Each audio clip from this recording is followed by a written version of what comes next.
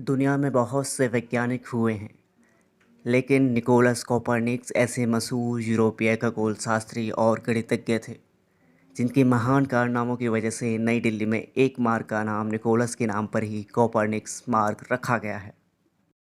Nicholas Copernicus मशहूर यूरोपीय खगोल शास्त्री और गणितज्ञ थे। उनके पिता कॉपर के एक अच्छे व्यापारी थे। इसी वजह से निकोलस का नाम कोपरनिकस रखा गया। निकोलस का जन्म 19 फरवरी 1473 में पोलैंड में हुआ। निकोलस कोपरनिकस वे पहले यूरोपीय खगोल शास्त्री थे जिन्होंने पृथ्वी को ब्रह्मांड के केंद्र से बाहर माना था, यानी कि हीलियोसेंट्रिज्म मॉडल को लागू किया था।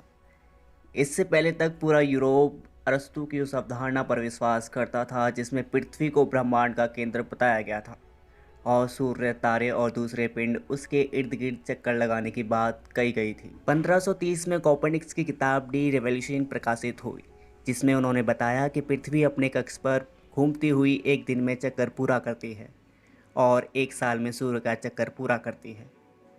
इतना ही नहीं, कोपरनिकस ने तारों की स्थिति ज्ञात करने के लिए प्लूटनिक टेबल्स की रचना की, जो अन्य खगोलविदों के बीच काफ़ी लोकप्रिय हुई।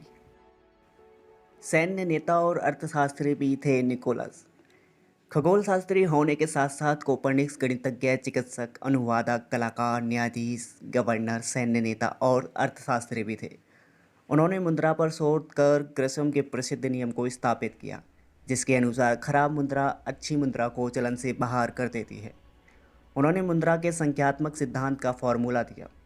कोपरनिकस के सुझावों ने पोलैंड की सरकार को मुद्रा के स्थायित्व में सहायता प्रदान की। कोपरनिकस के अहम योगदान।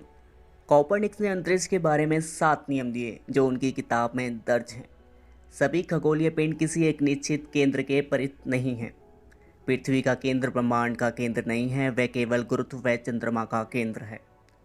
सभी आकाशीय पिंड सूर्य के चारों ओर चक्कर लगाते हैं। इस प्रकार सूर्य ही ब्रह्मांड का केंद्र है। पृथ्वी की सूर्य से दूरी पृथ्वी की आकाश की सीमा से दूरी की तुलना में बहुत कम है। आकाश में हम जो भी गतियाँ देखते हैं वे दरअसल पृथ्वी की गति के कारण होती हैं। जो भी हम सूर्य की गति देखते हैं वे दरअसल पृथ्वी की गति होती है। जो भी सूर्य की गति हमें दिखाई देती है उसके पीछे भी पृथ्वी की गति ही जिम्मेदार होती है। नंगी आंखों से निहारते थे अंतरिक्ष को। खास बात यह है कि कोपरनिकस ने यह निष्कर्ष बिना किसी प्रकाशिक यंत्र के उपयोग के प्राप्त किए।